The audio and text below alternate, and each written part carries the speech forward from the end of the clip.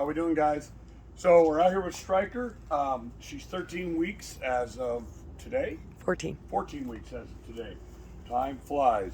So we just want to apologize. We haven't done as many videos lately. This was a go-home week for us for our board and train program, which has 30 dogs per class. So it puts us into about the 90 lesson range for the week. And of course, our clients are definitely first over the videos. So we wanted to take care of them and get all those dogs home and get everybody to run their dogs correctly. And now we got a little bit of time, so we're gonna spend some time with Stryker and talk about some of the things that she's beginning to learn. I got a few minutes the other day free and we took her to the lake. We took both of them to the lake just to let them kind of run out into the water and begin to learn how to do that. We're gonna go ahead and post it. Wasn't the greatest video, but you can see how they went and interacted with one another and played in the water a little bit, and it was kind of cool. All right, so if you've been working on your dog and you're putting her in and out of the car and you're constantly taking her in the car, you should be able to get her in there by now. So I'm going to show you this real quick, and then we're going to take her on a little walk and show you kind of where she could be if you've been walking her, and they can even be further if you're spending more time than I do. Okay, so number one, I'm just going to walk her over and give her a little bump forward and tell her to get up in the truck. Come on. Up. Good. And she jumps right up in there for me. And then we would go where we want to go, and when we get there, I'm going to tell her to come on out. She's going to jump on the footboard and come out. So, you know, I get people that their dog is 6 months old, a year old, 4 years old, and it won't jump in the car. Again, guys, everything starts when they're young. That's not a big jump. I only have her jumping up on the floorboard, not up on the seat, although she can jump on the seat. She's crazy jumper. She can definitely jump off the seat, which I prefer she doesn't. I don't want her to get hurt. But your dog in a regular car especially should be able to get in and out of the car by now. Here's one of the mistakes that people make, is they come over here, and they stand right here, and the dog's here, and they go, hey, get in the car. But if you see, the angle for the dog is horrible. So the dog has to jump in there on an angle. They're probably gonna hit their knee on here. They're probably gonna hit their knee on here. And guess what? They're just like us. If they bang their foot or their knee, they're not going to do it again. So make sure that your dog has a nice clean path to get in and out of the car and that they're successful. So if I want her to come out, I'm just going to grab her lead here. And I'm going to guide her onto the footstep here to where she doesn't come over there. Stryker, come. Good girl. And she comes out nice and gentle, okay? So that's how we want to do it, guys. Practice getting your dog in and out of the car as soon as possible, as soon as they're strong enough physically and tall enough to jump in and out of the car. If your dog's super tiny, they usually got springs on their legs, but I have to be very careful so they don't break a bone or something. This dog has forearms the size of a grown man, so she's pretty damn powerful, and she can jump, and you know that her abilities go along with her strength. I wouldn't do the same thing with every single dog. I would do the same thing, but I might not push them as far. I'm going to push them based on their capabilities, their size, the height of things that's going on, okay? So we're going to pause this real quick. I want to take her out. I'm going to walk her down the street. She doesn't walk perfect by any means, and I don't care that she walks perfect. I just want her to walk with me. She's got tons of experience walking, both with other dogs and just us. What you're going to find is you're never going to hear this dog choke. And so even though she pulls on my lead a little bit and goofs around because of martingale, because she's wearing a martingale, and because I never hold the leash static like this, our dogs don't choke. They pull just a little bit and we give them a little bump and they come back around. So we're able to get all this done without switching over to a harness, which, by the way, I hear dogs and see dogs choke on harnesses all the time because the top of the harness still puts pressure on the bottom of their throat.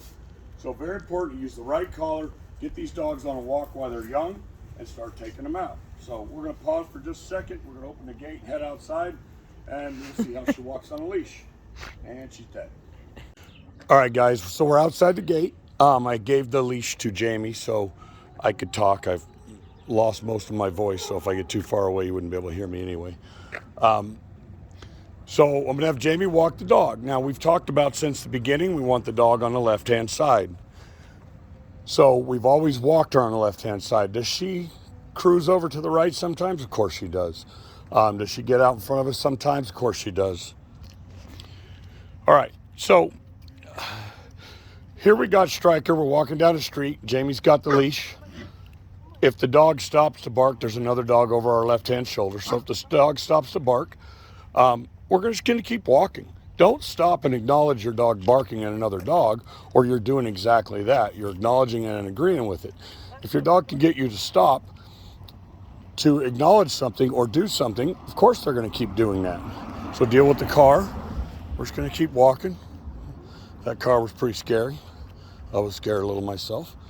So here we go. Off we go. We're just going to bounce on down the street, mostly on the left side, just kind of walking the dog. And you see, she's not really choking. Well, she's not really choking. She's not choking at all. There's no choking involved, although she's kind of pulling-ish. She doesn't really pull. For the most part, for a 14-week-old puppy, she walks very well on a leash. We haven't even started getting into her pulling on the lead yet. We haven't even started that process. We'll give her a little bump with the lead now and then, which you'll see Jamie do, where she'll bump her in one direction or another to slow her down. So you'll see Jamie give a little correction like that, a little pop. And all that little pop does is give the dog some direction. It's non-invasive. It doesn't hurt the dog. I know that because I've had it on myself. I've tried prong collars on myself. I've tried e-collars on myself. Our trainers have all worn those devices. We know exactly what everything does. In this case, we have this little wimpy martingale on the dog, which is a mechanical collar. 2/3 of it's cloth and a third of it is chain.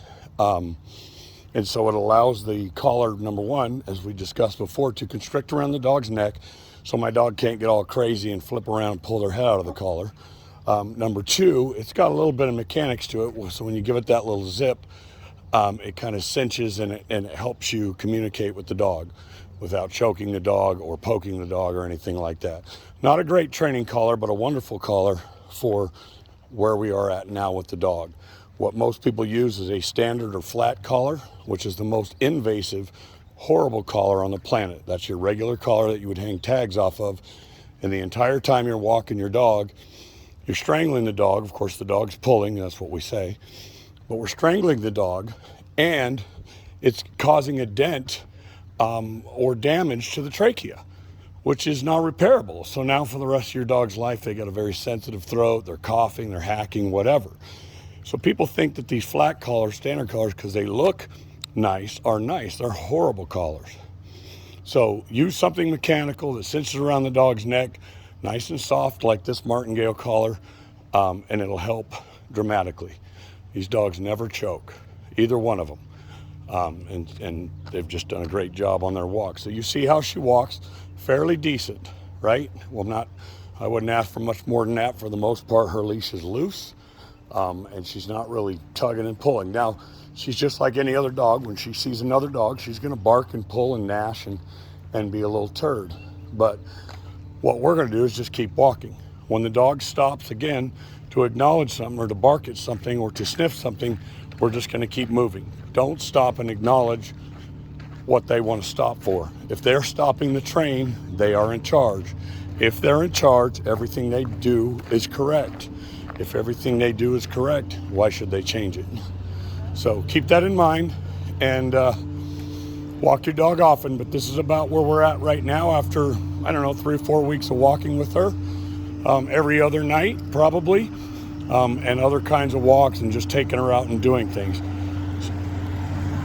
So she's a little nervous because of the car and the carpet cleaner machine is going on over here.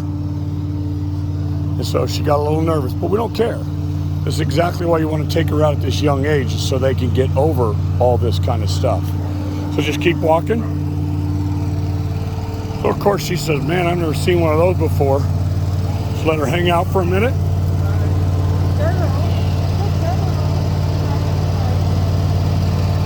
Good. Never coddle your dog and tell her it's okay. What Jamie's doing is petting her. If you coddle her and go, it's okay, baby, and tuck her between your legs, you make your dog worse. Okay, so walk down a little and turn around and come back. So we're going to walk her by the vehicle. Turn around, come back, and then we're going to cut out.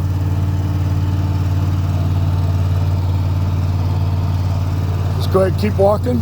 Keep walking. And we're not going to worry about what Stryker says. Jamie will just move her over to the right side. That's okay. Turn around and go back by again.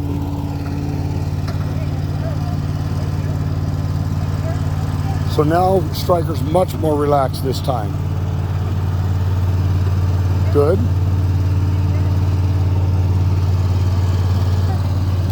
So she's going to walk by again. Keep walking. So again, do not acknowledge the dog's excitement. Do not acknowledge their anxiety or their fear. Keep moving. If you keep moving them, they'll tend to work on the walk and forget about the anxiety. So she's going to trip out just a little bit. Let her walk on the other side. That's fine. Good. So make her sit right there. Good. Sorry. I was watching your dog. Just make her sit. No, make her sit. Walk by. Come. And keep walking. Now, if I had a bag of treats right here, what I would do is get close to that truck and feed her a bunch of food. However, a lot of times anxiety overrides the desire for food. A lot of dogs that are anxious or nervous, they don't want your stupid food. They're worried about this carpet cleaning machine eating them. Good. So I'm going to have Jamie hold the camera, and I'm going to do this for just a minute.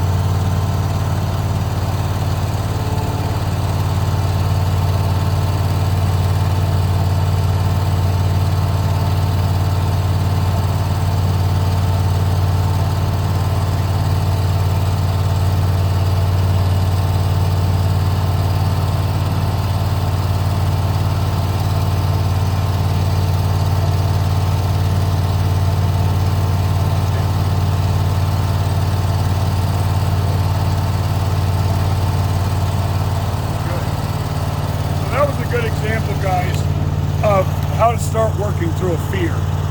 Never let your dog just run from something that they see like that and just bolt off, because the only reason why they survive.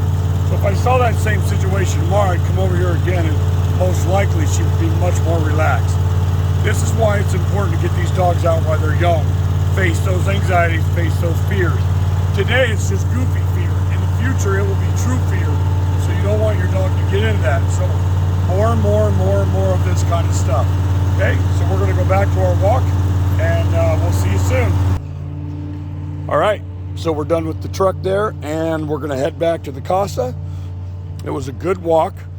To see that Stryker's, wandering around a little bit, but for the most part, she's doing really well. So we got a lot of stuff going on there. We got to talk about the walk, where she kind of is. We got to see her jump in the truck, see where she's at on that. We got to see her experience something that's fearful, that's new. She's not afraid of much at all. She's actually a really cool dog. But of course she is a puppy, so they're very fearful at times. That experience with that cleaning vehicle was something else. That was a lot, and she didn't understand it. So dogs fear what they don't understand. Okay, so make sure that you expose them properly. Dragging her over there on the leash would not be cool. Bumping her over there or helping her manage her way over there is cool, because she got to face that fear, and what they experience now, they will think about later.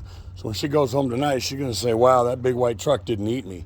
I did okay. So tomorrow when she's seen it, she'd be a little bit nervous in the beginning, and then she would probably calm down considerably, and each day it would get better and better. So although I probably will never see that truck again, more and more of those types of experiences is what makes your dog the best dog. Okay, guys, so keep it up. Do these types of things. Your dog may walk 100 times better than Stryker, may not walk as well. Don't worry about it as long as you keep working on it. Some dogs will naturally just walk next to the human without any training. That's just where they want to walk. And we tend to go, man, look what a good job I did training this dog, but really the dog just does it. So keep working on your puppy, and we'll see you soon. Bye, guys.